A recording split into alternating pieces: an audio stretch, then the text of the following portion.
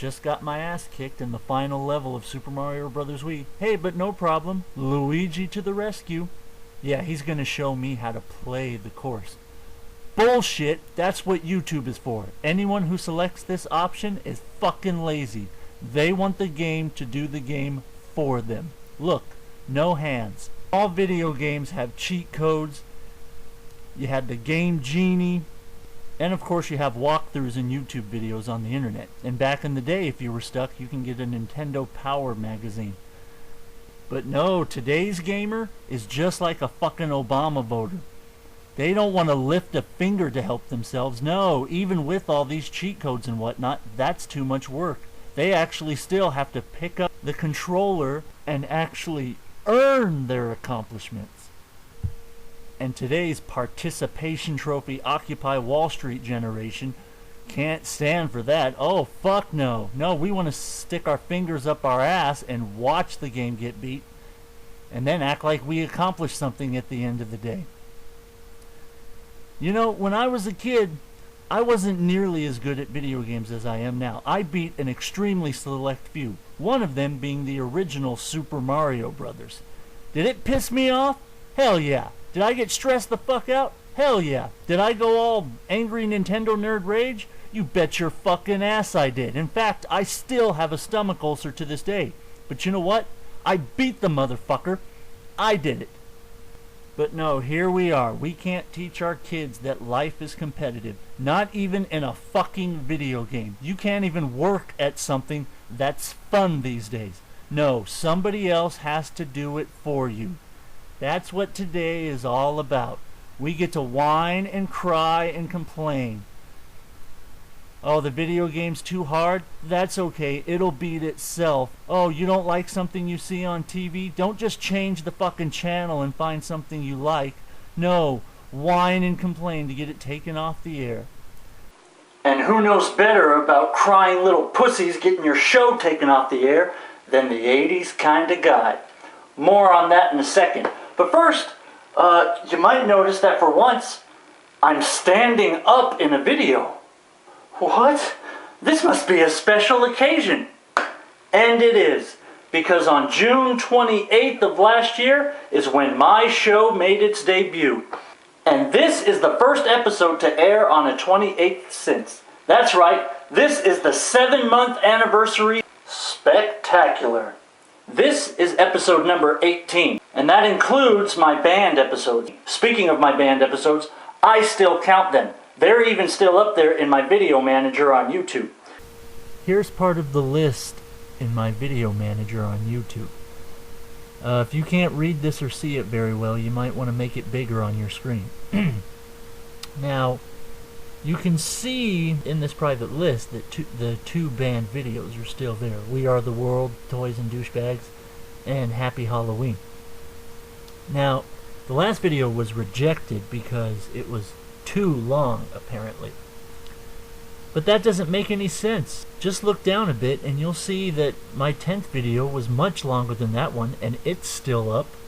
My 10th video is, however, blocked in some countries due to copyrighted content, which was the exact same excuse they gave me for completely banning my Happy Halloween episode. So yeah, if you have certain copyrighted content, you get blocked in some countries. But when you use the word faggot and have some copyrighted content, video blocked worldwide? Are you kidding me? Bullshit.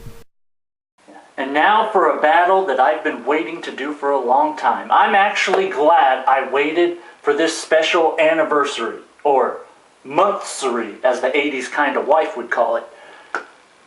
We're going to be reviewing the Terminator saga, and I'm going to let you know up front that I intend to prove that the original Terminator is the best one.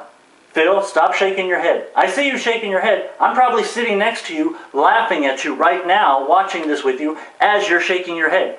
You see, my roommate, under normal circumstances, for the most part, he agrees with my videos. I see him going, during my battles, and even when he doesn't necessarily agree, he tends to see the point in my arguments, at the very least. But this is the one that's going to piss him off, because he is so gaga over Terminator 2, and I'm about to break his heart. Sorry, man. The 80s had the original Terminator. It continued in the 90s with Terminator 2, and then Terminator 3, the Sarah Connor Chronicles, and Terminator Salvation was brought to us by this new millennium.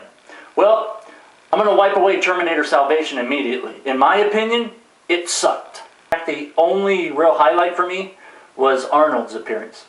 Now we go to the TV show The Sarah Connor Chronicles, which I actually enjoyed. I like how they did this. They honored the predecessor in the series, Terminator 3, and that's going to be a big focus of my arguments today, okay? The predecessor makes the rules. Namely, the first Terminator makes the rules, it sets the standards, and the sequels have to follow it. But back to this. Terminator 3 showed us that when the Terminators are unable, when they fail at terminating Sarah Connor, they fail at terminating John Connor, and then they can't find John Connor, so they come up with the secondary mission to continue their mission of giving themselves an advantage in the war. So, I mean, they're sending Terminators everywhere, and it's a TV show, so, you know, they dragged it out. They made it for a long, interesting story. But the one I had a big problem with, honestly, was there was a Terminator that was married to a human. Come on, get the fuck out of here. You're going to tell me that thing's wife isn't eventually going to realize that his bones are a little too heavy and hard? Come on. Now going back to what I said about how the original sets the tone and makes the rules and everything. You got to stick with it. If you're making a sequel, you got to stick by those rules. Otherwise, go make your own fucking movie. Don't make a sequel and stamp it with the franchise name. So in Terminator, the Sarah Connor Chronicles, let's go back to Terminator 1, where Kyle stated that he didn't see the nuclear war. He grew up after. And he was telling Sarah how he learned to make plastique as a child. And in one of the deleted scenes, he breaks down, you know, holding grass and plants as if he was holding them for the first time and saying, "It's so beautiful, you don't understand, this doesn't exist where I come from." So, based on all that evidence, they're making it pretty clear that Kyle was not born before the war, at least not to where he could remember it. And yet, in the Sarah Connor Chronicles, Kyle's brother, who eventually becomes one of the main characters, he wants to show Sarah a little surprise. So, future Kyle's brother, who's hanging out with Sarah and his nephew John, takes them to a park, and apparently it's the present tense of himself and Kyle at the park throwing a ball around. What the fuck? No!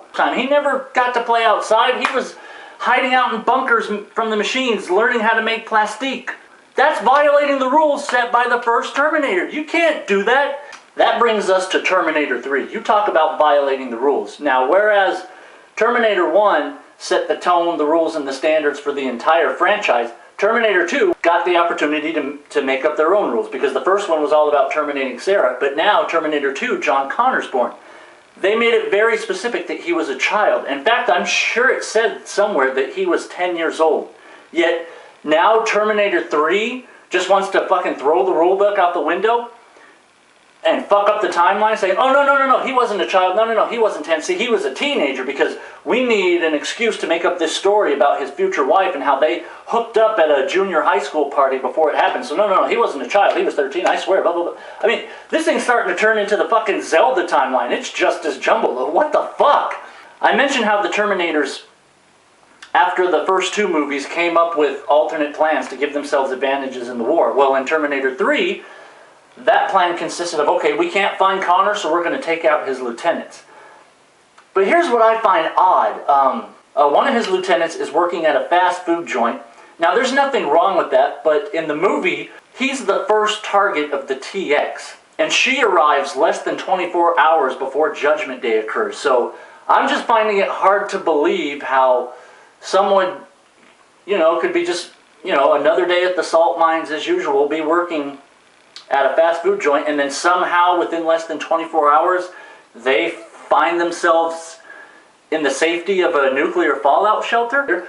That's improbable, but I suppose still possible. What I find impossible is the next two lieutenants are a very young brother and sister combo who are partying in their mother's absence, having a party they're not allowed to have at their house, getting drunk and all kinds of shit. These types of characters never survive slasher movies, and now you're trying to tell me they're going to survive a fucking nuclear war? Get the fuck out of here. I have one more argument to make against Terminator 3, but right now, get ready, Phil. We're going back to Terminator 2 because this argument is for both of them. Again, the rules were set in the first one. You cannot violate the rules. Especially, this isn't just, oh, okay, we're going to make a sequel and change the rules a bit. This is a franchise that involves time travel. Don't fuck with that. Woo, woo, woo, woo. But no. Danger, danger, Will Robinson. Kyle, in the very first Terminator movie, when he's being interviewed by the criminal psychologist, he says, no one goes home, no one else comes through the time portal. It was destroyed. Now, that may be nitpicking, so why does everyone come through time naked? It's something about the field generated by a living organism, and then he was questioned. He said, oh, but this Terminator, he's living tissue over a metal endoskeleton, okay? Because of his living tissue, he was able to travel back through time. You shoot the Arnold Schwarzenegger Terminator, and what happens? It bleeds. Blood, bad breath, sweat, everything. Just like Kyle said in Terminator 1. That Terminator bleeds. But what happens when you shoot the T-1000, huh? Exactly, there's no blood, it just... I call bullshit. Phil, this is where your movie is wrong. They're calling it the greatest sequel of all time. Bullshit. They violated the rules in such a way. Bullshit, bullshit, bullshit. The TX is a hardened, even more hardened endoskeleton, blah, blah, blah. Underneath what? A living tissue? No. Liquid metal. The T-1000, what was he? 100% liquid metal. Liquid metal is not living. There is no living tissue. There is no blood. There is no sweat from these two Terminators. Boom! They cannot come back in time. Terminator 2 loses automatically. Boom, Phil. But if you need more, you remember the scene in Terminator 2 where John says, oh, no fate. Oh, no fate but what we make. I made my father memorize this. No, you didn't. In fact, here is John Connor's message to his mother. Thank you, Sarah, for your courage through the dark years. I can't help you with what you must soon face, except to say that the future is not set. You must be stronger than you imagine you can be. You must survive, or I will never exist. That's all. When did he say no fate but what we make? He never said that. As a matter of fact, in one of the deleted scenes from the original Terminator, Sarah said that, no fate but what we make, but Kyle never said that to her. Ergo, John never delivered that message to her. But just like Terminator 3, where they had to change John's age to fit their plot, this Terminator has to make up dialogue to fit their plot, and that's bullshit. And think about it. The Terminator said, I cannot self-terminate. But what they're asking him to do is, hey, why don't you help us prevent the war, prevent you from existing so that you can't even come back in time and help us prevent the war and prevent it from existing. And aren't you, by some logic, asking him to self-terminate? Winner! Robert Bill, a Robert Burble. Did he say gerbil? Burble. Durble? Burble. Herbal, durbilly, burble, herbal. Oh, God. Not this shit again. Oh, and really brilliant dialogue there, new Thundercats. Oh, I wonder why you only lasted a year.